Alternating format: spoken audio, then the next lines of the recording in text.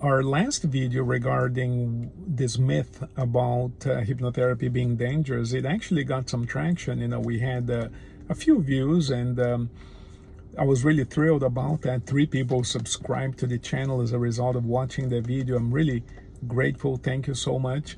And one person called me just now and asked me to explain that a little better, because she did not know what this expression meant. The cat is out of the bag, and she wanted to know what I meant by that in the context of hypnotherapy.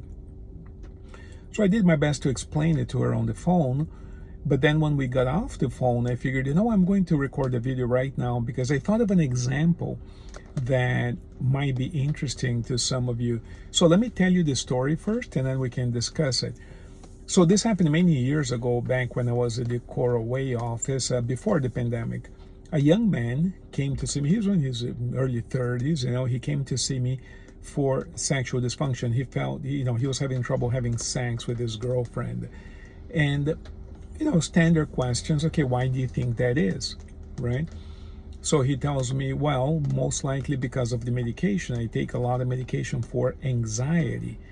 Okay, why do you take medication for anxiety? Well, clearly because he feels anxious, but what's up with the anxiety?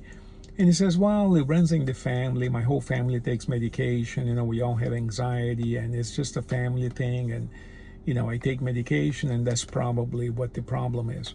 I said, okay, so do you want to discuss the anxiety? Because if you're telling me that the sexual dysfunction comes from the medication, and the medication comes from the anxiety, then I suppose the thing to do is to remove the anxiety so that you no longer need the medication, and then you'll be able to have sex, right? Does the logic make sense to you? It does. Of course, I make sure to explain it to them in detail. That's why it takes a while, right? The sessions take a while.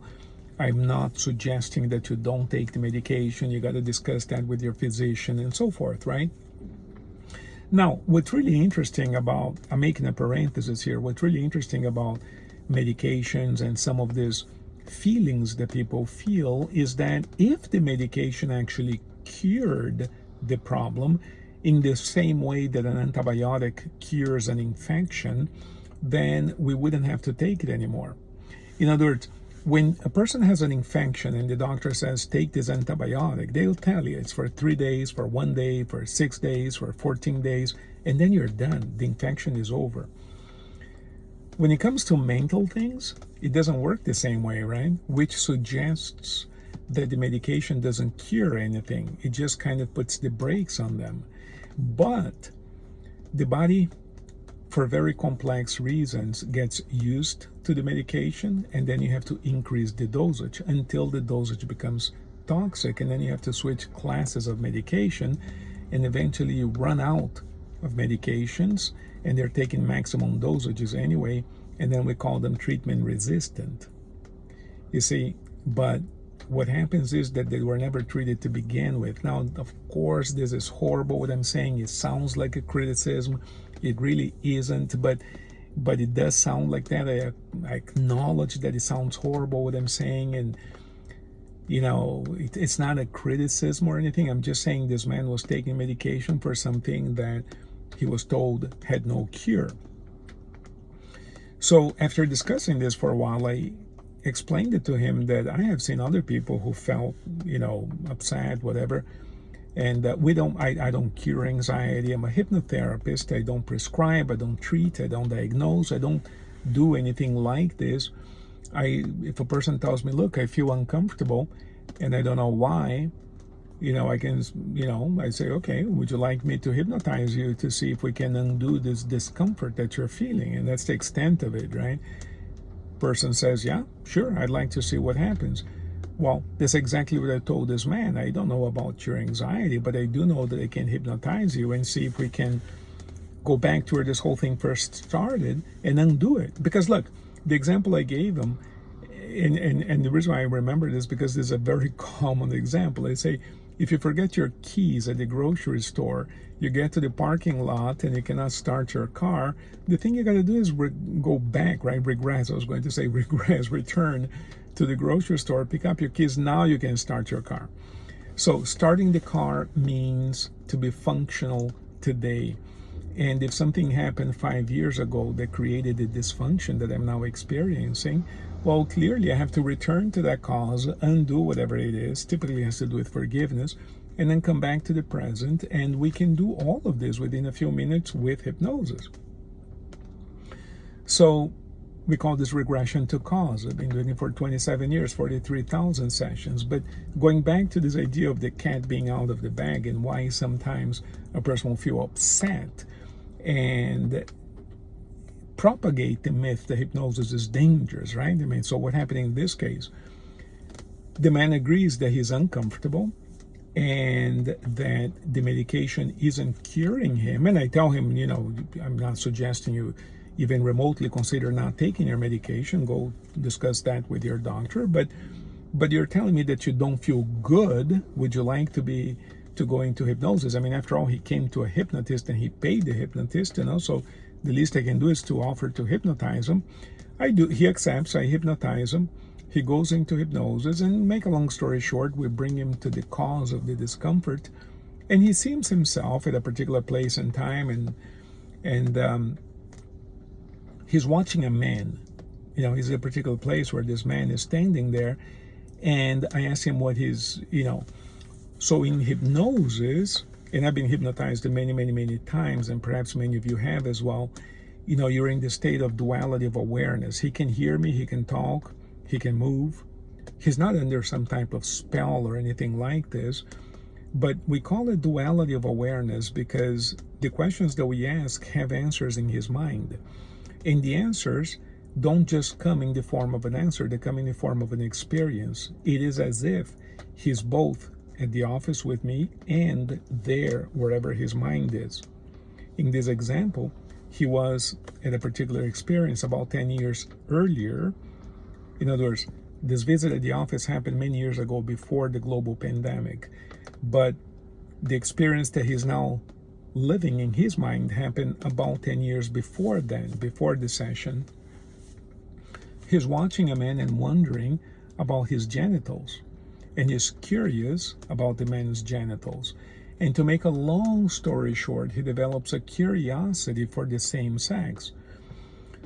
That curiosity, because of his beliefs and because of his religious beliefs and family norms and so forth, that curiosity makes him uncomfortable to the point of driving what he calls the anxiety. But because it is something that brings up shame in him, he cannot discuss that with anybody, not even with his psychiatrist who prescribes the medication.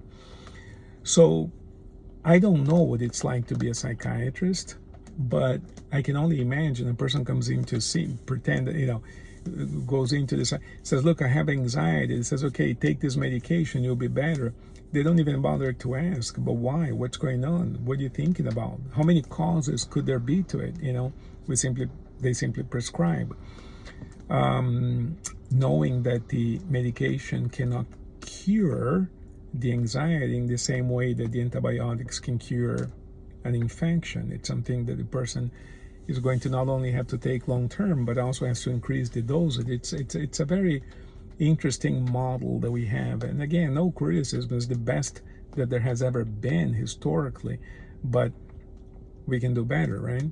Hopefully, in the next 20 years, things are going to be better. Well, this young man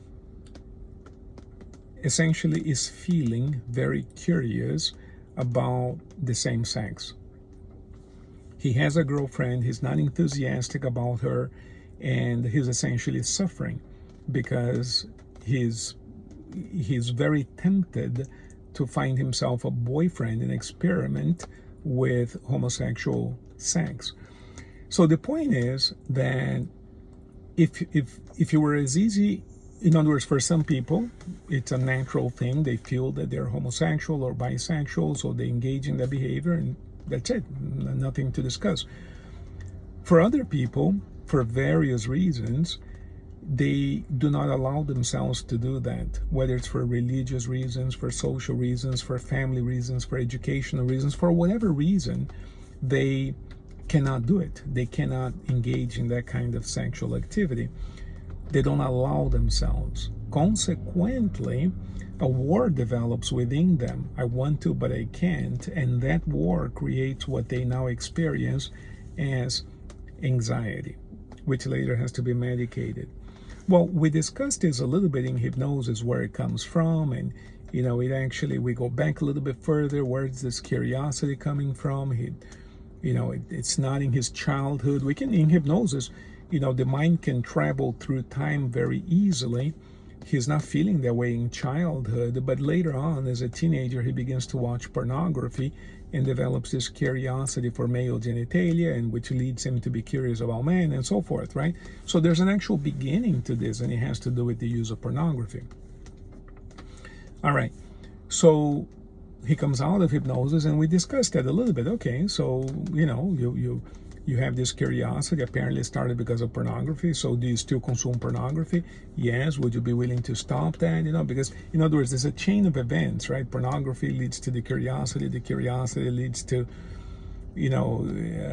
some degree of desire toward the same sex, which leads to the anxiety, which leads to the medication, which now leads to the dysfunction that he's coming to see me for. So we got to address this entire chain. We have to undo the whole chain at the beginning, because it cut off the first link, the whole chain falls out. So it seems that in his case, cutting out the use of pornography is critical. So yes, I know this, that, and the other. Make a long story short, the session is over, and we're going to meet again. Of course, we schedule a follow-up session to discuss the use of pornography, whatever. No, but he doesn't come back. So I call him, and we discuss it over the phone, and he says that he's not coming back because he's upset with me. Well, it's all right. Why you're upset with me? Well, I can't believe you would call me gay, and how this and that, In other words, he's upset with me because he feels that I called him gay. Well, number one, I never used the word gay in this session, and neither did he, for that matter. And I never called him a homosexual, or never told him you were homosexual, nothing like this. The only thing that we do as hypnotherapists is hypnotize and ask questions. The one who discussed the curiosity for the same sex was him, not I. When he came in to see me for a dysfunction with his girlfriend, I had no way of even suspecting that it could be remotely related to pornography or homosexual tendencies or curiosity, whatever. I had no idea about this. The only way I found out is because he told me while in hypnosis. But once he said it and we discussed it, so out of 3 people, remember, I've done 43,000 sessions in 27 years. In my experience, 1 out of 3 people takes offense to what they say, and they project. We call this projection. Oh, I can't believe you called me gay. I never called you anything. I'm just here to hypnotize you. You pay me to hypnotize you. I hypnotize you, and you tell me what's going on with you. I have no idea what's going on with you. I don't even know you. I'm not trained to diagnose you. I don't know anything about your life. The only thing I know how to do, and people tell me I do that well, is I can hypnotize you, and then you tell me what's going on. That's the only thing I know how to do. And then I ask you a few questions, and you end up coming up with your own answers. That's all we do as hypnotherapists. But you see, it becomes a little weird, because once we say it, then we have to deal with it. Now he goes home, the girlfriend is going to ask him, what happened? What did this doctor say? What did this guy say? Well, this guy's crazy. Why? Oh, he called me gay. Oh, honey, I can't believe he said that. That's crazy. You're the biggest man I know. This, that, and whatever, right? People have no idea. I don't know what happened. He didn't tell me. I'm just saying that,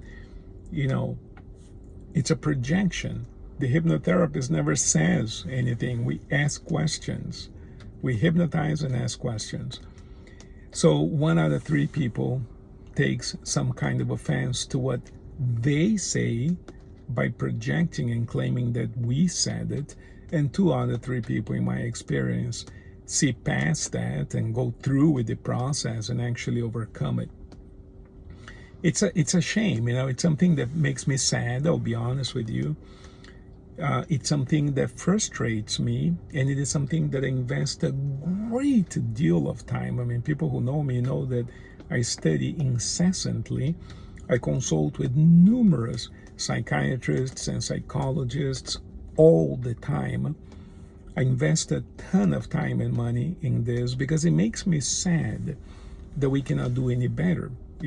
If 1 out of 3 people, 1 out of 4 people is taking offense to what they say in a hypnosis session, thus leading to the myth that hypnosis is dangerous, because the only way that we can justify to ourselves that we're not pursuing the process, we're not really healing, we're not really going through with it, is because, oh yeah, there's something really bad about this hypnosis thing. See what I'm saying?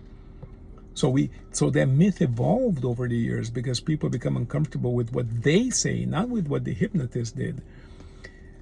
So I work really hard to improve the odds of people succeeding, and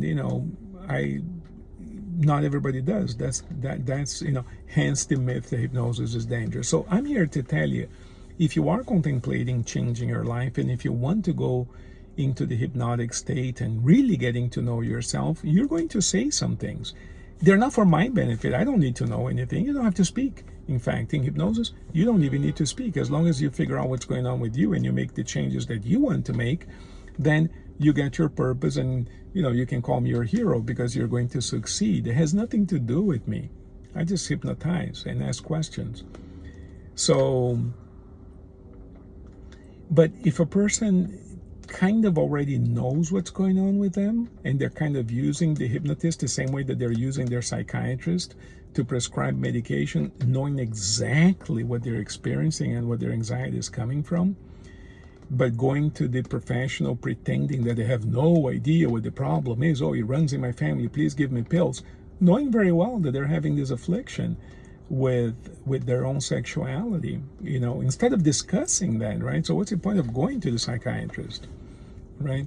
And what they really need is more professionals to confirm to them that their problem has no solution. So when somebody dares to expose the solution, it's like, no, man, this is really bad and dangerous. Everybody knows my anxiety has no cure.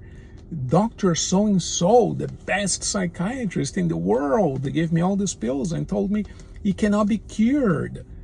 I don't know if it can be cured or not. And I honestly don't know what would have happened if he had pursued it, if he dealt with his sexual proclivities or tendencies or desires. I don't know where that would have gone. Maybe he would have needed some other kind of psychologist or sexual counselor to deal with that. I have no idea, because the process was interrupted.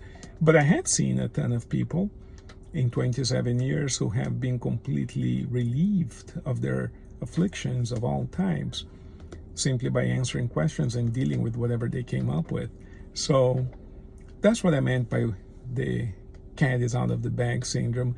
Blessings to all of you. Any more questions, let me know. I'll be more than happy to answer. This has been awesome. Thank you. And by the way, if you enjoyed this, please consider subscribing to the channel, liking the video, and by all means, share the video with other people, particularly if you think this might help. And this whole thing about sexual orientation may not be the issue here, but I think that if you substitute a few words, you know what I mean. In other words, we are all afflicted with something inside, and we have a pretty good idea what it might be. It's good to ventilate those ideas in a neutral environment, such as with your hypnotherapist, and hopefully feel free of it.